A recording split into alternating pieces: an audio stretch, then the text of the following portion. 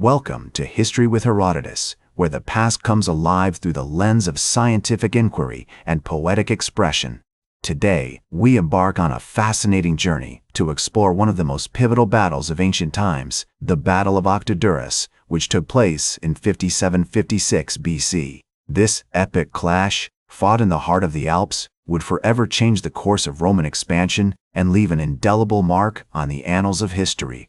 It was an era of great upheaval, as the Roman Republic, under the leadership of Julius Caesar, sought to expand its dominion over the vast expanse of Gaul, a region that encompasses present-day France and parts of Belgium and Switzerland. The Romans had been making inroads into Gaul for several years, but their progress was met with fierce resistance from the native Celtic tribes. One such tribe, the Seduni, inhabited the region around modern-day Sion, Switzerland, where the town of Octodurus, or Martigny, is located. This strategic settlement controlled the vital trade route that connected the Roman territories in Italy to those in Gaul, making it a prized possession for both the Romans and the Celts. The Seduni, along with their allies, the bravery, had long been a thorn in the side of the Romans, launching daring raids against their legions and disrupting the flow of goods and supplies. In the year 58 BC, Julius Caesar, determined to crush the Celtic resistance once and for all, launched a series of campaigns against the tribes of Gaul. His military prowess and tactical genius had already earned him great acclaim, but the challenges he faced in the Alps would prove to be among the most daunting of his illustrious career. As Caesar's legions marched deeper into the heart of Gaul, they encountered increasingly fierce opposition from the native tribes, who employed guerrilla tactics and exploited the treacherous terrain to devastating effect. The Seduni, aware of the impending Roman onslaught, had been busy fortifying their strongholds and preparing for battle. Their warriors, renowned for their bravery and martial skills, were determined to defend their lands against the invaders. Meanwhile, Caesar's legions, bolstered by reinforcements from Italy, were gathering at the foot of the Alps, poised to strike at the very heart of Seduni territory. The Romans, driven by their insatiable hunger for conquest, were about to face off against the fiercely independent Celts, who would stop at nothing to preserve their freedom and way of life. In the months leading up to the Battle of Octodurus, Caesar's legions had been busy subduing other Celtic tribes in the region, gradually tightening the noose around the Seduni.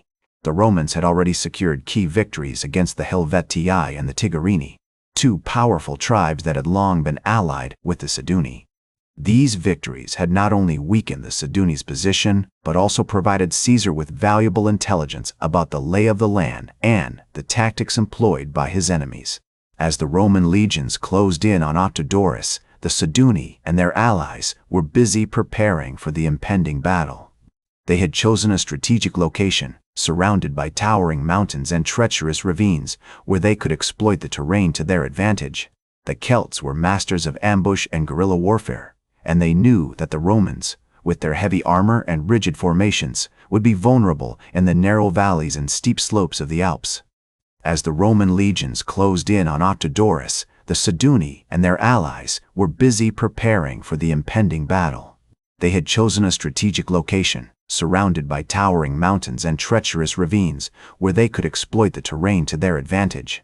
The Celts were masters of ambush and guerrilla warfare, and they knew that the Romans, with their heavy armor and rigid formations, would be vulnerable in the narrow valleys and steep slopes of the Alps. In the early days of 57 BC, Caesar's legions began their ascent into the Alps, navigating treacherous mountain paths and braving harsh winter conditions. The Seduni, aware of the Roman approach, launched a series of surprise attacks on the Roman flanks, hoping to whittle down their numbers and disrupt their supply lines. These raids were often led by small bands of Celtic warriors, who would swoop down from the mountains, strike at the Roman columns, and then vanish into the wilderness before the Romans could respond. One such raid, which took place on a cold winter morning in late January 57 BC, is particularly noteworthy. A group of Seduni warriors, led by a chieftain named Veruco, launched a daring attack on a Roman foraging party that had strayed too far from the main column. The Romans, caught off guard and weighed down by their heavy armor, were quickly overwhelmed by the swift and agile Celts.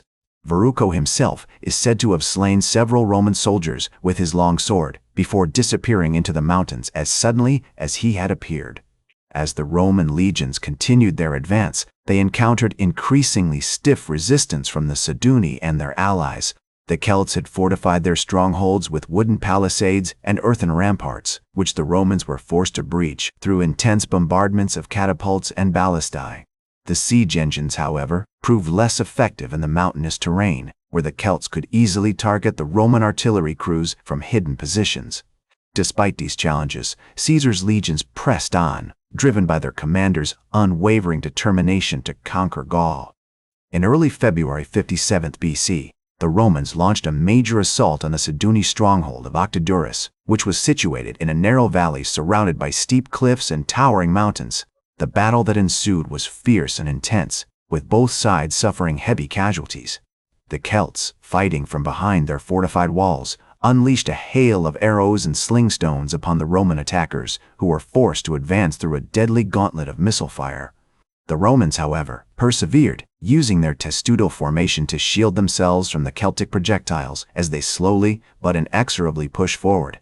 As one Roman soldier later recalled, "We advanced like a slow-moving tortoise, our shields locked together in a wall of steel, while the Celts rained down arrows and stones upon us like a deadly storm."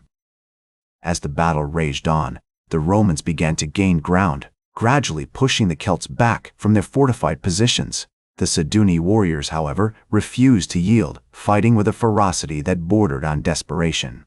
In one notable incident, a group of Celtic warriors, trapped in a small enclosure by the advancing Romans, fought to the last man, taking several Roman soldiers down with them as they fell. As the last Celtic warrior fell, the Romans claimed victory in the Battle of Octodurus, their superior numbers and tactics ultimately proving too much for the valiant defenders. The aftermath of the battle was marked by a mixture of relief and devastation as the Roman soldiers tended to their wounded comrades and surveyed the carnage that lay before them. According to Caesar's own account, the enemy had been routed and their stronghold had been taken, but at great cost in blood and treasure. In the months that followed, the Romans worked to consolidate their control over the region, establishing a network of forts and garrisons to pacify the local population and prevent further uprisings. The Seduni, meanwhile, were forced to come to terms with their defeat, and many of their leaders were either killed or taken prisoner by the Romans. Verruco, the chieftain who had led the daring raid on the Roman foraging party, was among those who fell in the battle, and his death was mourned by his people as a tragic loss. Despite the ultimate outcome of the battle, the Seduni's bravery and determination had earned them a measure of respect from their Roman conquerors. As one Roman historian later observed, the Seduni had fought with a ferocity that was worthy of their ancestors, and their defeat was a testament to the strength and discipline of the Roman legions. This grudging admiration for their defeated foes would go on to shape the Romans' approach to governing the newly conquered territories. As they sought to balance the need for control with a desire to win over the hearts and minds of the local population, in the centuries that followed, the Battle of Octodurus would be remembered as a pivotal moment in the Roman conquest of Gaul, a testament to the military prowess of Caesar's legions and the unyielding spirit of the Celtic tribes who resisted them. Today, the battle is recalled as a symbol of the enduring power of courage and determination in the face of overwhelming odds, and its legacy continues to inspire historians and scholars around the world. That's all for today's History with Herodotus. Remember to like, share, and subscribe, and until next time, remember that to understand the present, we must first understand the past.